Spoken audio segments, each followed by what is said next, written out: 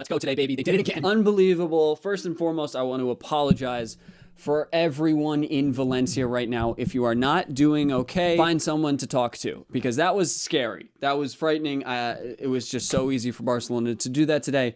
And I think there are a bunch of different reasons for that. We're going to get into all of them. We're going to talk about how well some of these guys played, how impractical Valencia showed up today. First and foremost, this was substantial at the very least because we demolished a team while Madrid struggled through a win yesterday. And I think there is a chance that we get drawn up against them in the final or in the next stages of the Copa del Rey. Who knows what's going to happen when those draw does come, but we will play either Atleti, Real Sociedad, or Real Madrid. All difficult matches, all teams we could struggle against. But hey, today it showed that Barcelona can play really well against Valencia when they press high. You know, we saw their last game, I think a week and a half ago, when Barcelona demolished them again. They played a little bit of a mid-block instead of this high-pressing team that showed up today, and Barcelona exposed that high line like crazy. It was just not very well set up, made it very easy for guys to run behind. Not, though, to take anything away from the Barcelona players, like I think it feels when ESPN FC guys talk about that, because these guys connected wonderfully, made some really keen passes, and did a very good job today. And almost everybody looked incredible, and I'm actually like really excited to get into it. I think Chesney did a very solid job. Again, didn't have a ton of responsibility. I'm pulling up how many saves he made. He made one save. They had 4 total shots. It was a pretty easy job for him today, but I think he did his job. You know, he came out of the box when he needed to. He was able to clean up for this back line when it did need a little bit of help. But I said it last time, I'll say it again. The high line was high lining, baby. Today it was incredible. It just worked out really well. Every time they needed support or, you know, they needed to make a play, they needed to keep something offside, it worked. I think Valencia just played really poorly. I think the strikers and the forwards weren't on the right line, and they didn't start really connecting in a way until the end when they were still all offside. So great job from Eric Garcia, Pau Cubarsí, then Inigo Martinez, and Koundé, and Gerard Martin, and Balde to all manage that in a very healthy way. Incredible work from them.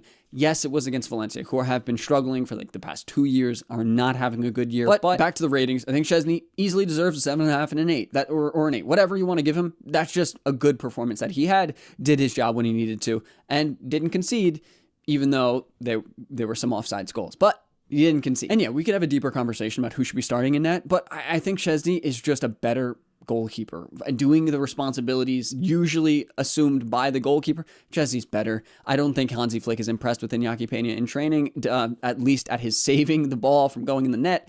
And Chesney is obviously picked for some reason, and I think that makes the most sense, even though I think Hansi's weighing the pros of Iñaki playing, which are his, you know, speed at coming out of the box and clearing the ball and being decisive with that. He's very good at that. Elite, I would say. Versus Chesney's saving ability and save percentage and just quality as a keeper at saving the ball. I think that's more important to Hansi, and he's hoping that the Pole could work on his ability to match whatever Iñaki can do outside of the box to the best of his ability. And I think that is more important to Hansi right now. And then, as I said before, the back line did really well today. Really impressed me. All the guys, Eric Garcia, Pau Cubarsí, then Inigo Martinez came in, Gerard Martin, Balde, and Koundé, easily, I think all deserve above an 8. I really do. I think they held that high line. They did their jobs incredibly well. We're good in possession. We're good at recovering when they needed to, especially Balde. I criticized him in the last video, I think, where I said he's usually further back, but there were a few instances in the first half where he was able to track back or make a recovering tackle where the ball was in behind. And that's something I love to see from my fullback, especially one so attacking like we've seen from Balde, who was also really good on the front foot. You know, put a great ball into Ferran Torres for that first goal. Incredible work from him in recent history. I think I need to make a video about him at least on the second channel, because he needs to be talked about more. He's playing that well. 8 or a 9, honestly. And then I think I'm just going to loop in Cubarsí and Eric Garcia together. I think an 8, 7.5 is probably fair. There were both instances where maybe they didn't play the best. Actually, I want to highlight Eric Garcia's ability to come across the pitch and cover for when Pau Cubarsí was either beaten by his man or out of position or something. Eric Garcia did that several times, and I'm going to give him, 0.5 higher. So I'll give him an 8.5. I think he was really good. There was a point where he very nearly passed it into the goal, trying to give the ball back to Chesney, but it didn't happen. So, and Koundé is a similar story. I think he was good. I think he attacked better today, actually. He was going forward pretty well. Not perfectly, again, but he was putting some good passes together in a way that I really don't expect from him. And yes, Valencia was playing so poorly, but whatever. Koundé played a really good game defensively and attacking-wise. I think an 8.5 and 8 is, again, very fair. Moving up the pitch, we had the double pivot of Frankie and Pedri, who I was very, very happy with today. Their organization, the abilities they have together, their understanding is just, it's very elite. And not adding on to that, Frankie's technical quality, which I don't think Castro is he's just obviously not the same player. He's not going to have the same abilities. I think Frankie looked really good today, and I could say I think Pedri was even better. But I think Frankie deserves an 8. I think he was solid defensively in the right place at the right time and moving the ball on the pitch. And was he making the runs that we've seen from him in the past? No. I think he's still working on issues with that ankle, but he is getting a lot better, and he looks really good, guys. He looks really good. I'm really happy about it. You know, I criticized him, and he's proven me wrong. It's what I'd love to see Ansu Fati do, but he wasn't on the bench. Hansi Flick left him out again, even though he's in the team now. The transfer market is over. So that's a whole wilder conversation that Hansi's still not using him, but whatever. But yeah, I think an 8 is probably fair for Frankie, and I'm going to give Pedri a 9. I think he was pulling the strings, doing incredibly good work while he was getting, you know, some rough treatment from Valencia, as we've seen in recent days. I'm glad he got taken out as well, because I was a little worried about him for a little while. And then my boy Fermin Lopez got a start, and I thought he looked great. Scored a fantastic goal today, and again, connected really well, as did all of the guys up front pretty much, and was just on it. I think an 8.5, a 9, again, for Fermin, for a good performance for a guy who hasn't played a ton, but when he's played recently, he's looked pretty good. I'm excited to see him succeed, and excited to see where that takes us. You know, the depth that we have in that position, in that like number 10 area, attacking midfield spot, is dirty. It's just really exciting to have that, to have him, Dani Olmo, Pedri could play there, Gavi could play there. You know, we've got Pablo Torre as well, and Rafinha could be there as well. It's such a luxury that this team has not had in recent years, and it's, you know, I'm excited to see where it takes us. Now we do have my boy Lamine. Lamine, he wasn't the standout player today, like we've seen in a lot of games, but I think a very normal, very healthy performance from him. I think he walked out with 1 assist and 1 goal. Not a ton of stat padding from the guy, but, you know, did a solid job. Though no assists, just a goal. Not too bad for him. I think an 8.5 is fair. Was he the most electric?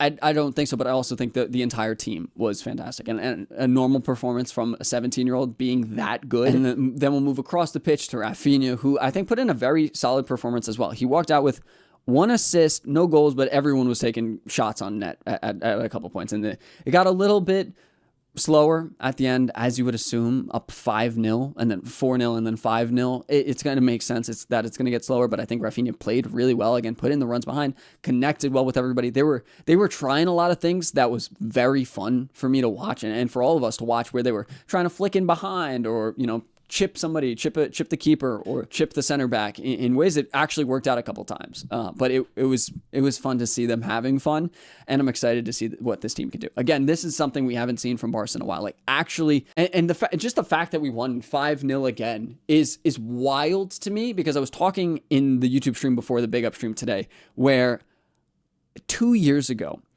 I could not fathom a game that didn't end anything more than 3-1. 3-1 would have been great. So much happened. Right under Koeman, you could say. Under last year of Ernesto Valverde, Xavi especially, that did not happen. I think that's why we were so excited last season with the Joaos coming in and the 2-5-0 victories. This team is so exciting to watch, and that just, I'm going to put that right at the cherry on top. SHARKBOY, man. SHARKBOY showed up today. Great performance from him. I think 9 out of 10, 9.5 out of 10, 10 out of 10, what, I don't care. He had a really good game. He could have been even better against his, you know, former club in Valencia, and I think I respect the no celebration from him, but had a game today, man. Ran in behind well, finished better, and was the guy that we've been looking for him to be since we paid $55 million for him from Manchester City. That's a lot of money in 2021, I believe. So, hey, and so, guys, I want to be honest, he's not going to be our number 9. Lewandowski's still going to get that spot, especially in La Liga, where he's going to be competing for the Pichichi. Hansi Flick's going to start him there, but this is very promising. He scored 9 goals, I think, since December across all competitions. Ferran Torres is is really turning it on for the club. And whether he's not going to finish like this every game, but it's nice to see that he can, because he hasn't done this yet for us. And it's important that we get that depth up front. And this has been the problem with Ferran Torres for so long, that he either is not on the same wavelength as everybody else, or he's not finishing his chances. And he was on a better wavelength and finishing his chances today.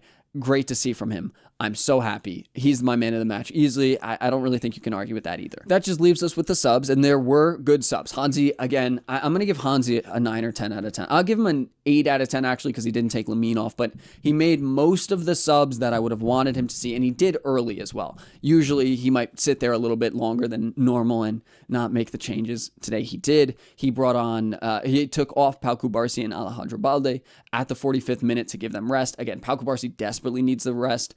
Koundé probably could use some rest as well, but he's older. He's worked out like a machine, so I feel like he has some other level that nobody has, so maybe he's fine. But seeing him make those changes is good. Then he eventually took Pedri off and everything as well. But Inigo Martinez put in another shift. I think seeing him today showed me a little bit of how good he is. I think it's easy to forget when you haven't seen him play, or maybe haven't seen him play as well recently. I think he was intense. I think he's strong. I think he is decisive in a way that Eric Garcia isn't. Pau Cubarsí hasn't necessarily been, and Araujo also probably isn't. So I don't know I don't know what our starting center back is going to look like, who it's going to be over the next couple games, but we have depth there for the first time in a while that makes me pretty comfortable. Gerard Martin looked good too. Nothing crazy, but did his job pretty well. No blatant mistakes. Was okay in possession, and yeah, I think it was fine. I think he's warming into his play in a way that a lot of us didn't really expect him to. Marc Casado then came on for Pedri and was exactly what I wanted to see. Pedri was getting beat up a little bit today, and to just have a little bit more support there.